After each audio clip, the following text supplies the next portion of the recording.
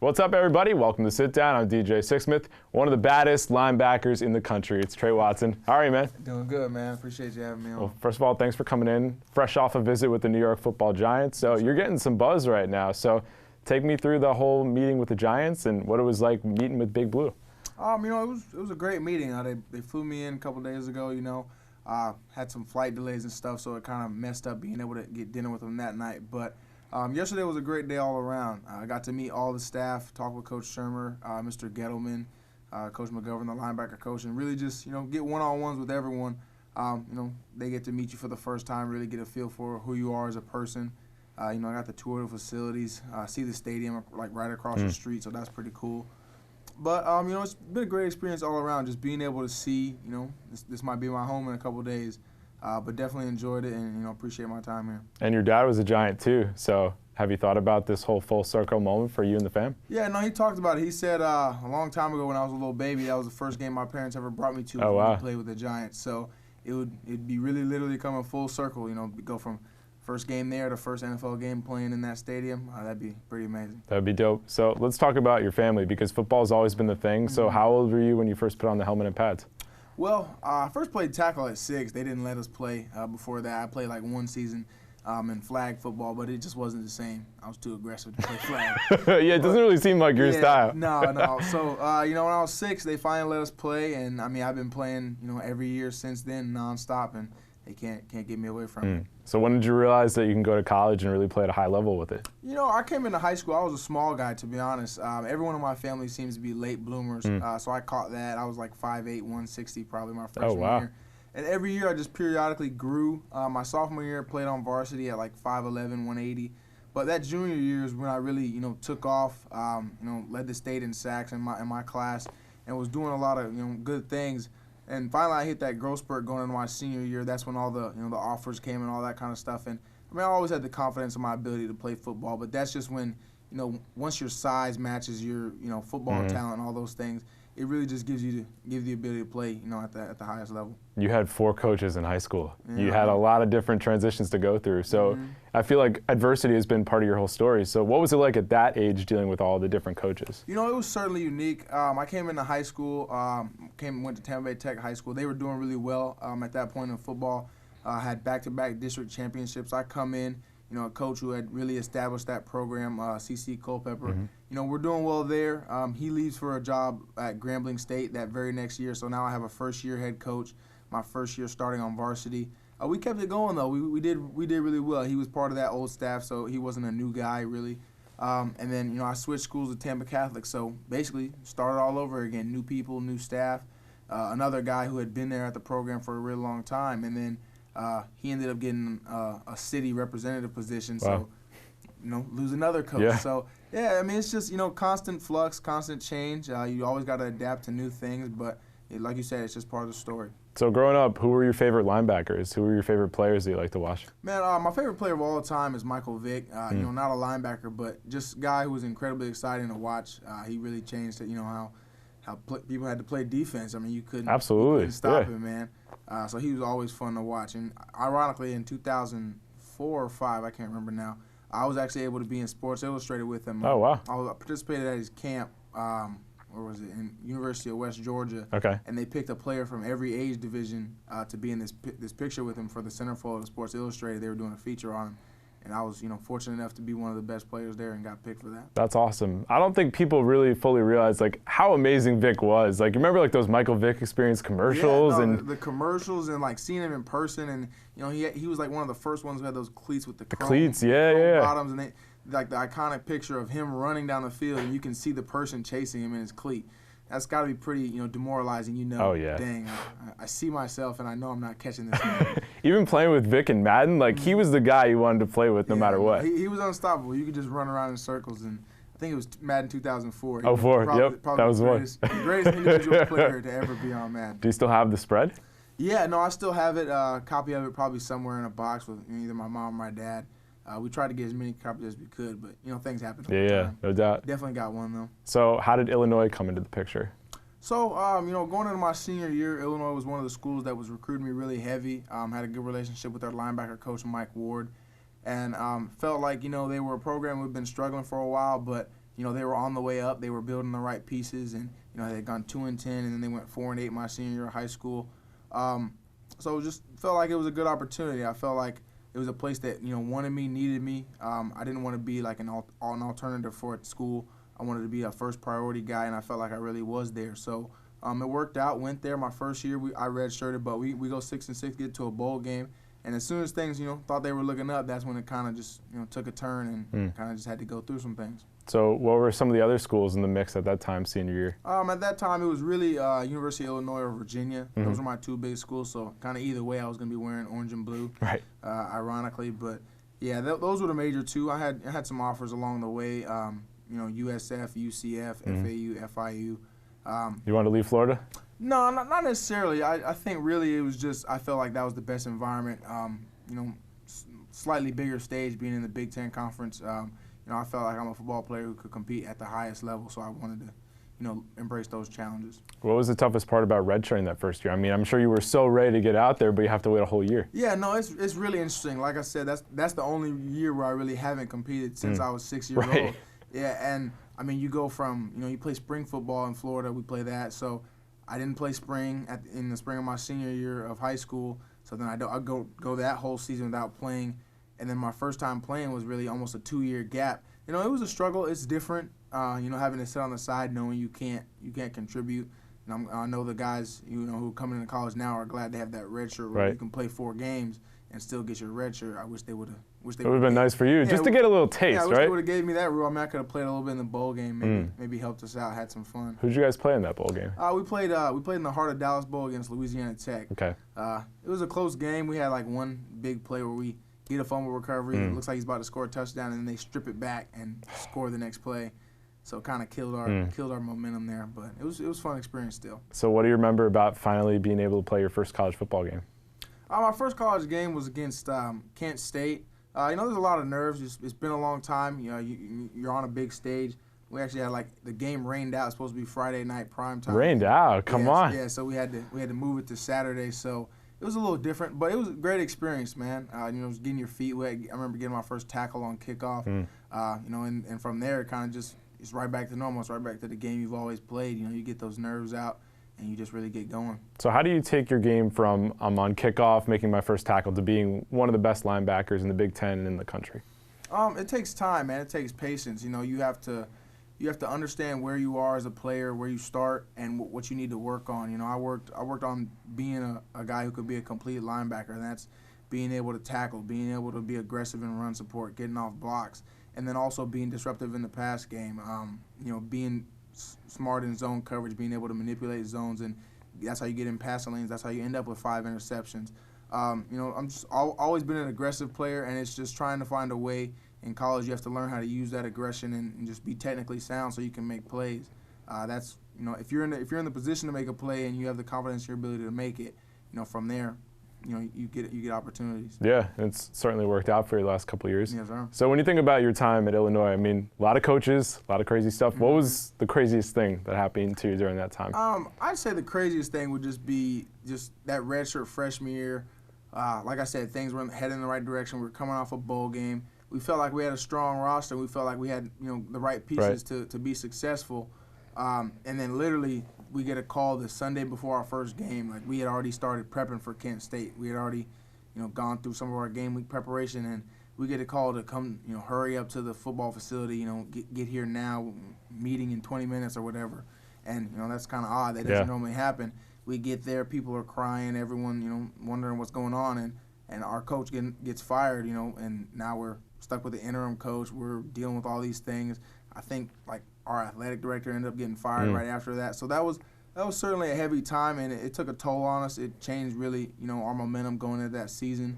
We ended up going 5-7, so that definitely hurt us, you know, just having to go through that, especially when you felt like things were heading in the right direction. Yeah, no, that was a really big breaking point for you guys, and really it just kind of continued to go down. So at a certain point, I'm sure you're thinking to yourself, listen, I'm playing great football.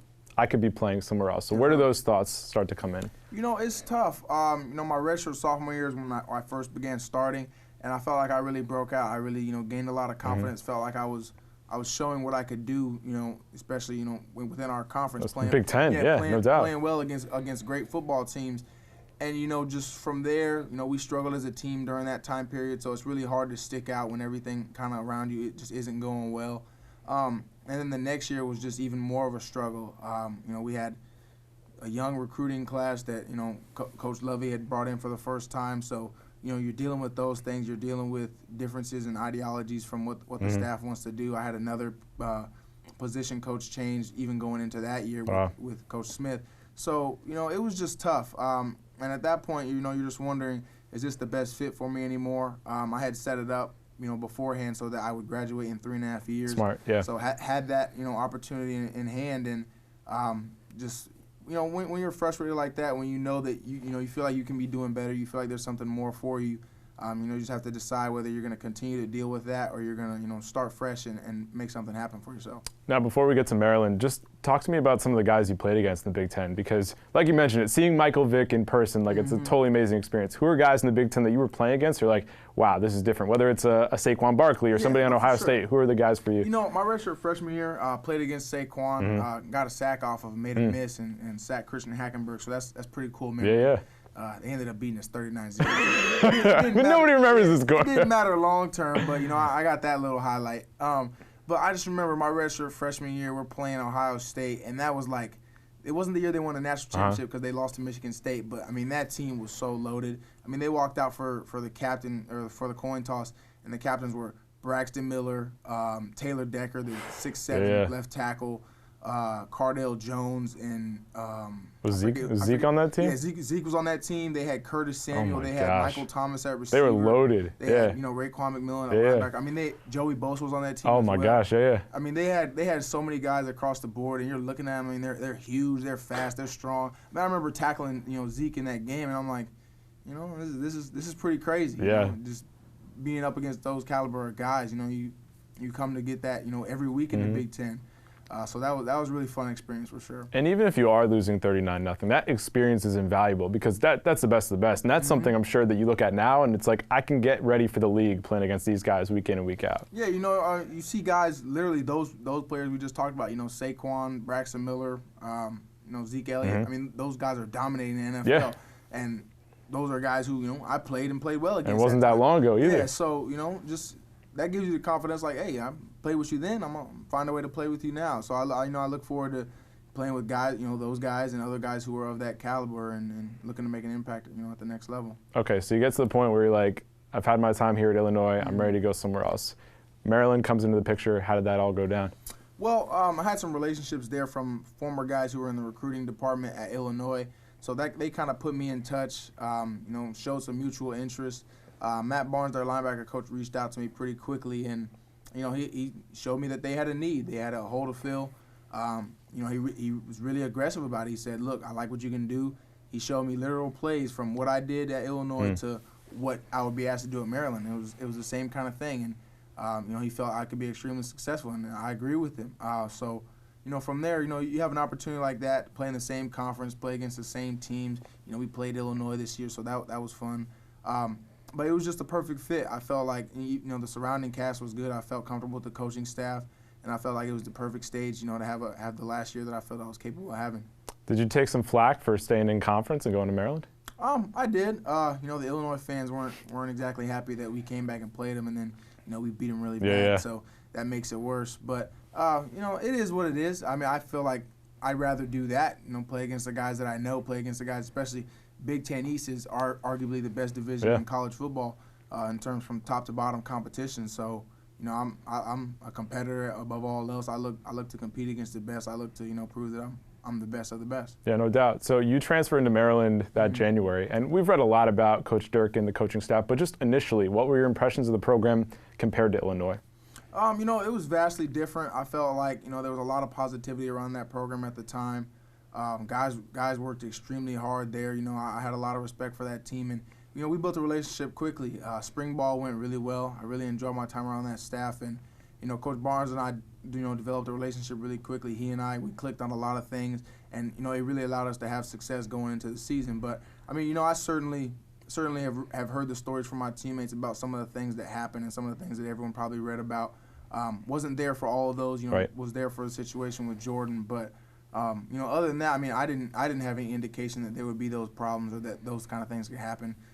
Some things you experience yourself, some things you kind of just have to hear about. Yeah, no doubt. And let's talk about Jordan McNair, just the type of guy that he was, because you were telling me off camera, he was just kind of a shy, reserved guy. So what were some of your interactions with him? I was only there for a couple of months, and he was coming off of his first year.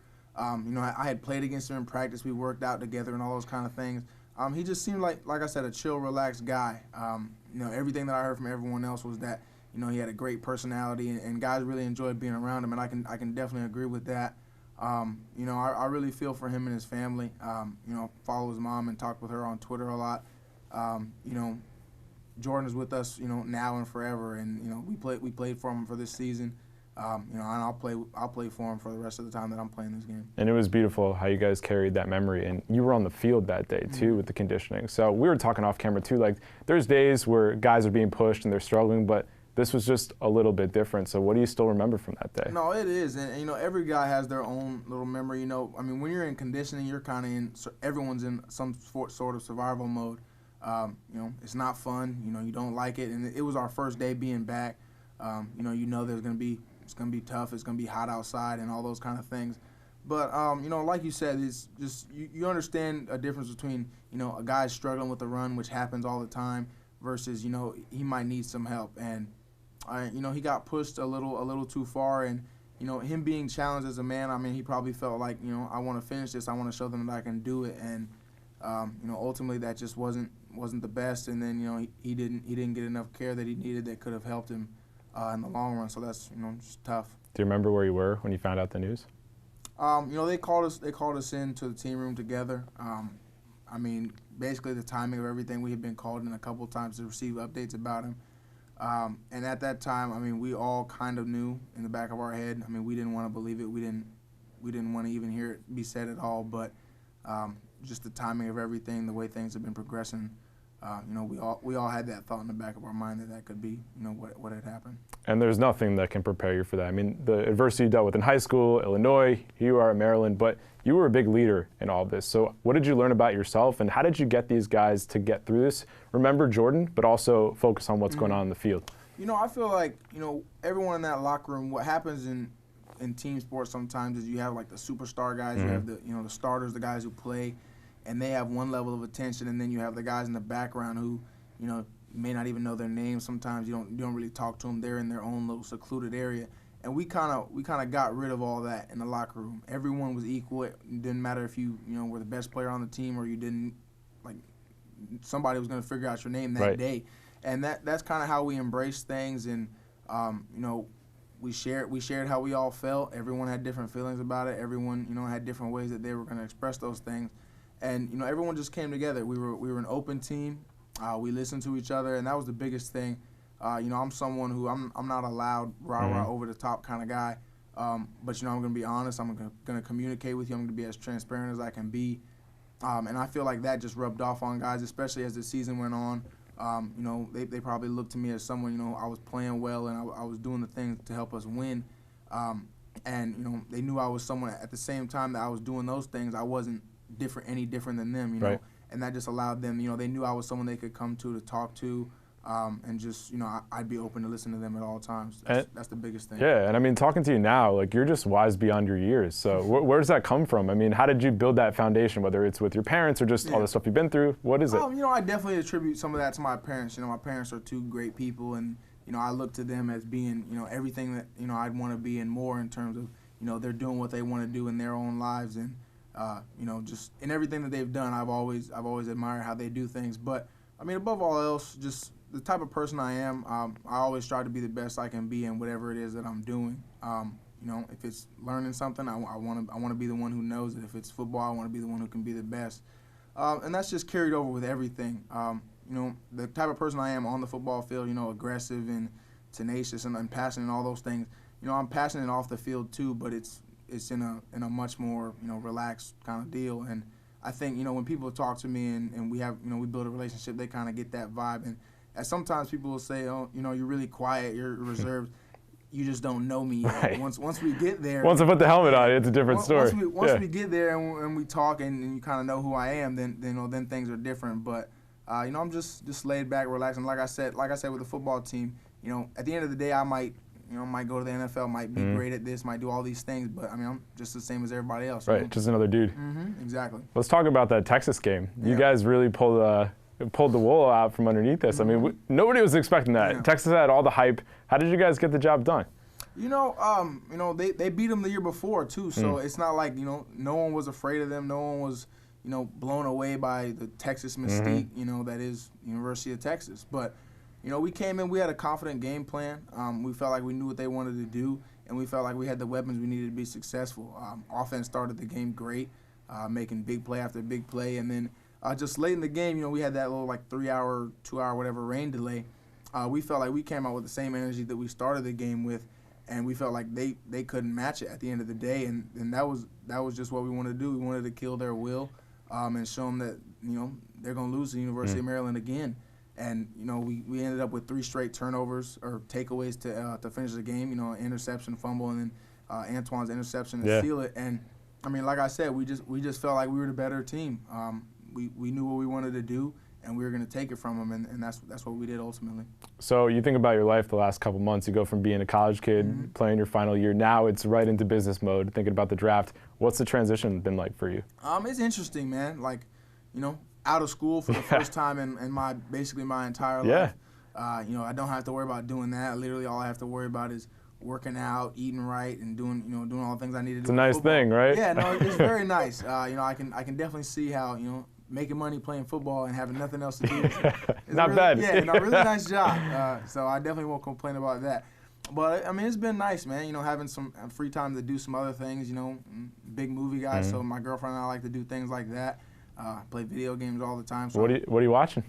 We watch everything, man. We're big on superhero movies. Okay. So, you know, all the Marvel stuff. You know, we got our tickets for Endgame the day they came out. There you go. You know, I had to wait in line for that. So that'll be interesting. But you know, we watch Game of Thrones. We're huge Game of Thrones fans. You know, that's the buzz for that is about as big as it gets right now. So we're deep in that mode. But just, you know, being able to do other things away from just the hectic life of school and football and all the things that come with, you know, doing that in college.